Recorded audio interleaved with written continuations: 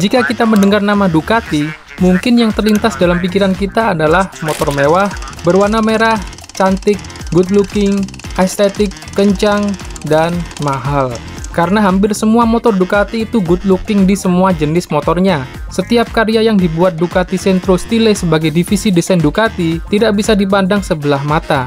Tapi bagaimana kalau tiba-tiba Ducati kilaf dan membuat motor dengan model desain yang menimbulkan kontroversi dan bahkan dianggap aneh?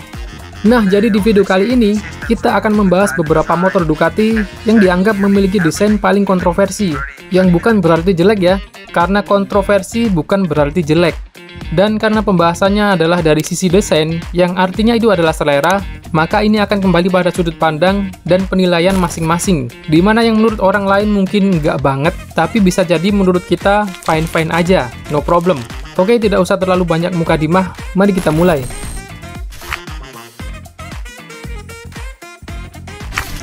Siapa yang tidak terkesima dengan desain dari Ducati Multistrada era modern yang dirilis beberapa tahun terakhir ini, seperti Multistrada 1260, 950S, sampai yang terbaru Multistrada V4 dan Multistrada V2. Desain dari Ducati Multistrada bisa dibilang paling gokil lah di kelas adventure. Tapi siapa sangka, nenek moyang dari Multistrada dulu ternyata dianggap punya desain yang aneh dan ora umum.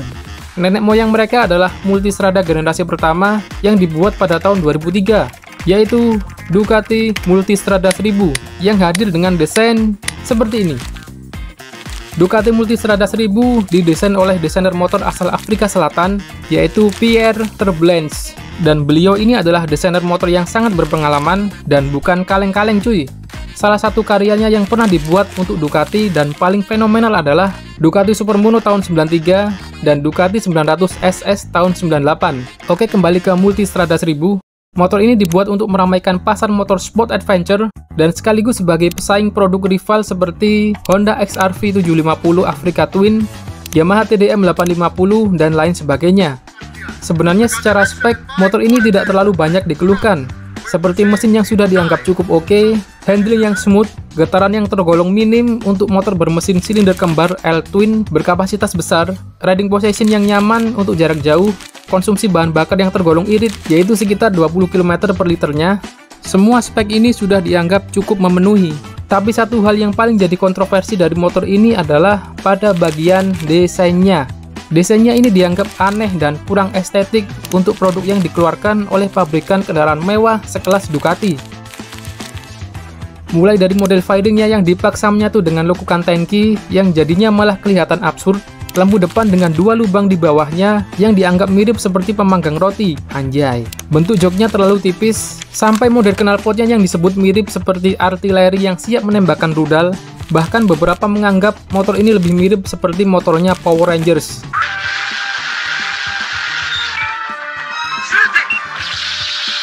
Ducati Multistrada 1000 memiliki beberapa tipe dan pembaharuan di sepanjang masa baktinya, seperti Multistrada 1000 DS atau Dual Spark, dan ada juga versi ekonomisnya dengan kapasitas mesin yang lebih kecil, yaitu Multistrada 620.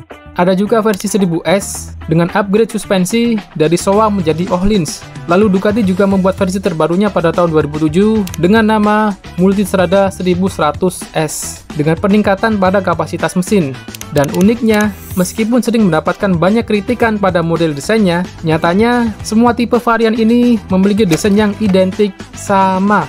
Dan model desain ini bertahan dari tahun 2003 sampai tahun 2009. Sampai pada akhirnya, posisi motor ini digantikan sama Multistrada 1200 yang desainnya dianggap jauh lebih baik dari pendahulunya. Nah, desain kayak gini baru Ducati, ya kan? Dan Multistrada 1200 menjadi landasan garis desain dari Multistrada yang ada sampai sekarang ini. Untung aja ya kan, landasan desainnya nggak pakai Multistrada 1000.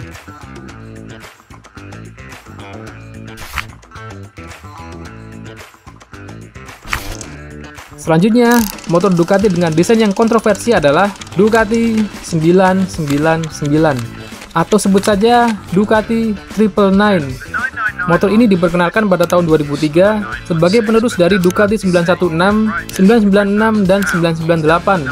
Secara spesifikasi, mesin motor ini termasuk yang mengesankan untuk motor bermesin 2 silinder L-Twin. Lagi-lagi nih, yang jadi masalah dari motor ini bukan dari spesifikasi mesin dan lain sebagainya, tapi dari desainnya. Ducati 999 dianggap tidak mencerminkan karakter dari Ducati, contohnya seperti penggunaan swing arm yang menggunakan dual side swing arm konvensional. Tidak seperti 3 Superbike Ducati pendahulunya yang selalu menggunakan single side swing arm. Model headlamp juga berbeda, di mana Ducati mencoba-coba untuk inovasi dengan menggunakan headlamp yang justru dianggap nyeleneh, yaitu tumpuk atas bawah. Pada saat itu banyak yang menyebut kalau Ducati terlalu menjepangkan diri dengan membuat Ducati 999 bergaya seperti layaknya motor-motor buatan Jepang. Dan banyak yang berspekulasi kalau Ducati saat itu khawatir dengan invasi besar-besaran dari pabrikan Jepang yang menguasai pasar superbike di Eropa, seperti Honda Fit R 1000 dan Yamaha R1 yang cukup mengganggu penjualan dari Ducati 998. Dan uniknya, desain motor ini justru cukup disukai di kawasan Asia, termasuk di Indonesia. Sedangkan di Eropa, desain dari motor ini dikritik habis-habisan. Sekali lagi, ini menunjukkan kalau desain adalah selera. Dan tahukah kalian siapa yang merancang desain Ducati 999 ini? Masih orang yang sama, Pierre Turbulence, orang yang juga bertanggung jawab merancang desain dari Ducati Multistrada 1000. Tapi kita tidak bisa sepenuhnya menyalahkan desainer, karena terkadang desainer hanya mengikuti apa keinginan dari para pimpinan. Meskipun memiliki desain yang kontroversi, nyatanya Ducati 999 mampu menyelamatkan image-nya sendiri berkat prestasi luar biasa yang diraih di kejuaraan World Superbike. Ducati 999 mampu memenangkan 3 gelar juara Superbike dengan pembalap Neil Hodgson, James Toseland, dan Troy Bayliss. Masing-masing meraih kemenangan pada tahun 2003, 2004, dan 2006.